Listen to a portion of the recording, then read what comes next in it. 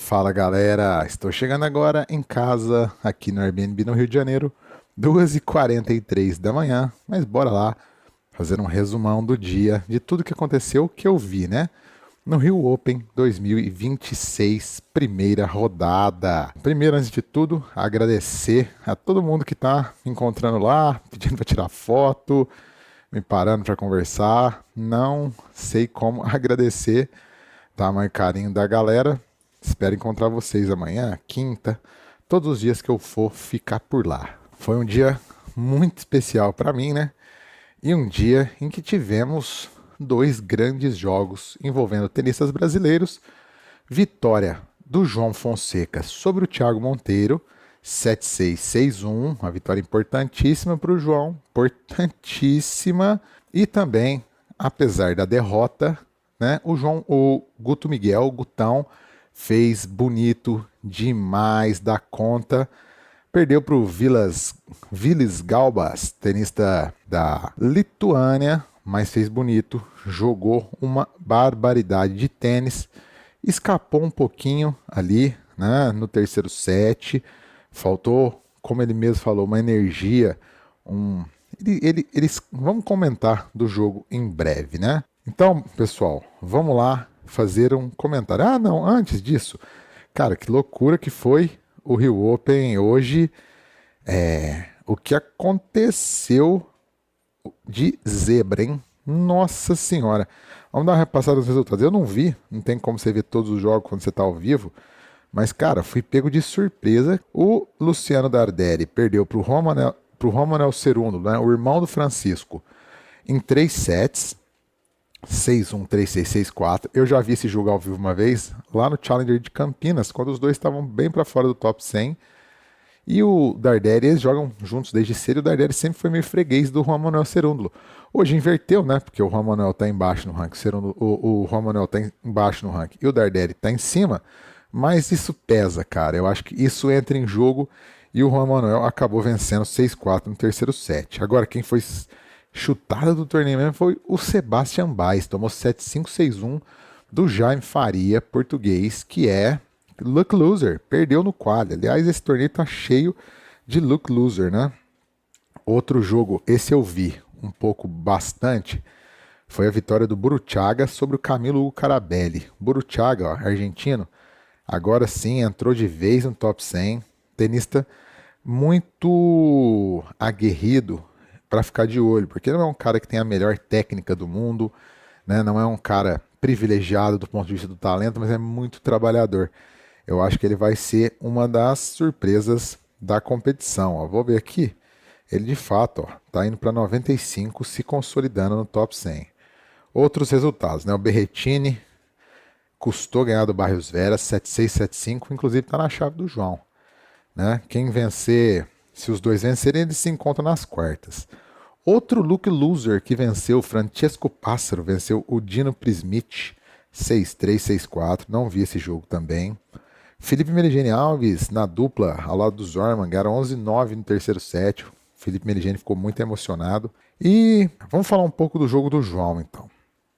João e Thiago Monteiro. Foi o seguinte, né? O primeiro set muito amarrado, em que o João estava nitidamente tenso, né? Carregando o peso de não estar vencendo jogos há algum tempo. Desde outubro ele não vencia, desde que ele venceu o Shapovalov em Paris, então isso pesa um pouco, não adianta. Então ele entrou amarrado, os dois, e o Monteirão castigando ele um pouco, abrindo, como era imaginado, né, no backhand do João. O João não estava solto. Mas, meu amigo do céu, o João, no 5-6 em diante, ele ligou um turbo que foi assustador. Entre os 5, 6, 15 iguais e o fim do tie-break, o João emendou 3 winners, né? Contando aces e winners, 3 winners. E no tie-break, dos 7 pontos que ele ganhou, foram 5 winners e 2 bolas que ele fez o Monteiro errar. Ele fez, então, na sequência, foram 10 pontos, 11 pontos ele perdeu 1. Desses 10 pontos que ele fez, 8 foram winners. Ou aces, ou winners de direita, de esquerda, voleio, curta. ligou o acelerador. O João ele tem isso. Ele sabe, ele cresce quando precisa, né? Quando o João tá jogando no prime dele, né? Essa expressão aí que a galera muito usa. Então foi animador. Segundo set, aí o João soltou e aí ele passou por cima do nosso querido Thiago Monteiro. Gostei muito do clima da quadra, muito respeito ao Monteiro. A torcida era do João Fonseca, claro, tá jogando no Rio, número 1 do Brasil, etc. Mas foram muito respeitosos, a torcida foi muito respeitosa ao Monteirão, que merece, porque o Monteirão é um cara muito acima da média. Foi legal ver ele e o João jogando, né? Mas o Monteiro talvez pudesse ter tido melhor sorte numa primeira rodada, porque estava um torneio bom para avançar, hein? Porque o Rio Open tá, tá um torneio bom para todo mundo avançar. Uma pena que dos brasileiros só sobrou o João, né? Só sobrou o João, os demais foram derrotados. Aí, voltando no jogo, né? O João, segundo set, o primeiro saque do Monteiro já não machucou tanto. O João soltou o backhand e aí virou um atropelamento, né? Um 6-1 que foi um 6-1 contundente. Bom pro lado do João, né? Que o João ganha confiança. Eu vou até ver os números aqui, porque eu tava acompanhando o jogo, mas não tava vendo os números, né? Então, eu vou só confirmar aqui, mas parece, cara, que no segundo set o Monteirão era isso mesmo. Ele ganhou 2 pontos só no segundo saque. 2 pontos no segundo saque. Peraí que desligou minha luz. Deixa eu ligar ela aqui. Bora então, vamos assim mesmo. Voltar para os comentários. Segundo set, né? Um atropelamento do João Fonseca, principalmente sobre o segundo saque do Monteirão. Depois que o primeiro saque do Monteiro não estava machucando, virou um atropelamento e foi uma vitória importante para o João, né? Mesmo o Monteiro estando com o ranking baixo, o João precisava de uma vitória. E agora ele enfrenta o Ignacio Buzzi, que venceu o Igor Marcondes na primeira rodada, jogo duro. Eu acho que o João tem tudo para ganhar do tenista peruano, que é um bom tenista, mas que está outro patamar de nível em relação ao João, né? Segunda rodada que vai ser na quinta-feira.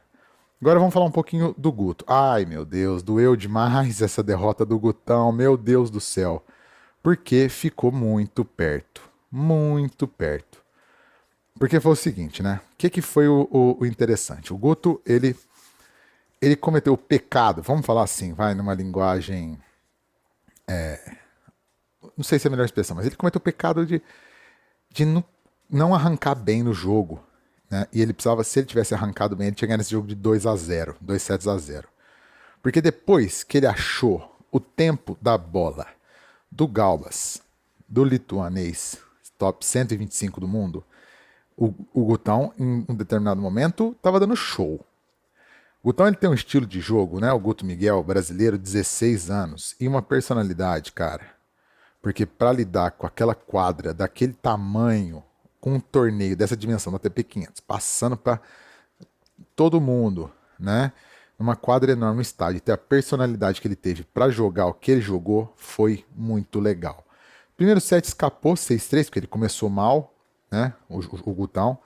No segundo set ele pegou o flow do jogo, pegou o ritmo do jogo. E aí, cara, virou um negócio lindo de assistir. Ele antecipando, né, aquele tapão dele, que ele mal abre, mal faz a preparação da raquete, já entra na bola, antecipando, pegando na subida. Jogou o lituanês lá para trás. O lituanês estava jogando dentro da quadra, ele empurrando o Gutão para trás. O Gutão, quando achou o tempo da bola, começou a empurrar o cara para trás.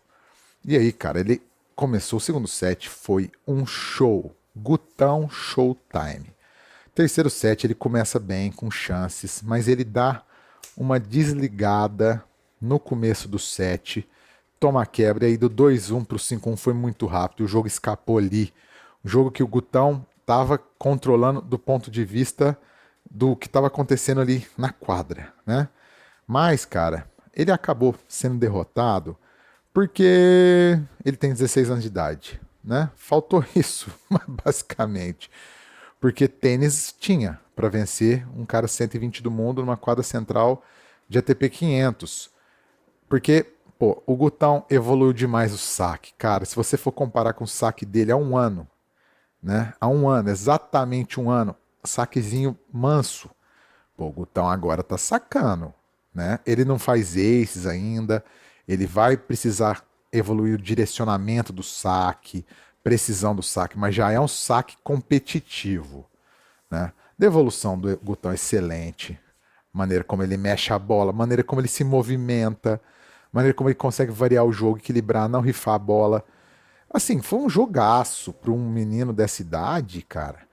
Que nem o Guru Bigode falou. O que vocês estavam fazendo no carnaval quando vocês tinham 16 anos? O Gutão tá jogando a TP 500 e equilibrando o jogo. Faltou pouco, assim, faltou ter um pouco mais de rodagem. Ele desligou num game. Não, é uma pena, porque ele poderia ter vencido uma rodada. Uma pena. Só isso que eu digo, uma pena. Faz parte, né? Segue. Agora o Gutão vai jogar 6 torneios Challenger. Desculpa, vai ter 6 torneios Challenger no Brasil. O Gutão deve jogar algum deles, né? Ainda não perguntei o calendário do Gutão. E eu acho que se o Gutão ele mantiver essa pegada que ele tá agora, ele tem tudo para esse ano já fazer bons resultados em Challengers e dar uma esticada já nessa transição profissional dele. Mas pro Gutão, cara, a gente só tem nesse momento que torcer, apoiar e analisar. Muito jovem. E muito, a cabeça dele tá cada vez melhor, tá muito maduro. Pô, fez um jogo lindo hoje, saiu de quadra visivelmente decepcionado com o resultado, o que mostra, né, que ele não foi pra brincar, ele foi pra ganhar o jogo, né? Pô, 16 anos, você tem essa mentalidade. O João Fonseca, quando tinha 16, na mesma idade do Guto, ele jogou o Rio Open e quase tomou 6-0, 6-0 do. Eu esqueci o nome agora, eu tô muito cansado, cara. E ele quase tomou esse placar, não foi por falta de jogo, não, foi porque ele ficou nervoso. Porque a quadra engoliu ele, né? Ele era muito menino. Eu vou tentar lembrar o nome aqui do adversário, né? Foi 2024 isso, 2023. Foi contra o Alex Molcan, 6-0, 6-3, que o João foi engolido. O Guto conseguiu equilibrar as emoções e quase levar. Claro, o Alex Molcan era mais jogador do que o Galbas, né? Mas só a título de comparação. Foi muito legal, foi muito bonito. Uma pena que escapou. Tentar conversar amanhã com o Gutão. Vamos ver nas palavras dele. Então, pessoal, é isso aí. Amanhã, programação vai ser a seguinte: não vai ter jogo do João de Simples. O João vai jogar a dupla ao lado do Marcelo Melo. Programação vai ser a seguinte, ó. Quadra Guga Kirten, quadra 1.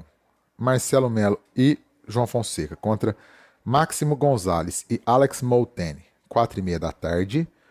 Às 19 horas, rodada noturna, Francisco Cerúndulo e Thiago Tirante. Fecha a rodada noturna, Alejandro Tablo e Francesco Pássaro. Quadra 1, Yannick Hanfmann e Juan Manuel Cerúndulo. Depois temos a estreia, né? Depois, no segundo jogo, do Orlando Luz e do Rafael Matos contra o Guido Andreozzi e o Matteo Guinardi, que foi a semi de Buenos Aires. E depois, em seguida, temos os cabeça 1, o Dumbia e o Ribot, jogando contra o Demoliner e o Romboli. Na quadra 2, para mim, o jogo mais interessante do dia. Não é um jogo bonito de ver, mas é um jogo interessante de nível. 4h30 da tarde, o Roman Bruchaga e o Vit Kopriva se enfrentam nas oitavas. E, em seguida, o Gutão e o Gustavo Wade, que entraram de Luke Loser na dupla, né, vão jogar contra os cabeça 4, Evan King e John Pierce. Depois seguem mais alguns jogos de duplas. Essa é a programação de amanhã. Estaremos lá de novo. Valeu, galera. Um abraço a todos. Nos vemos no Rio Open. Fui!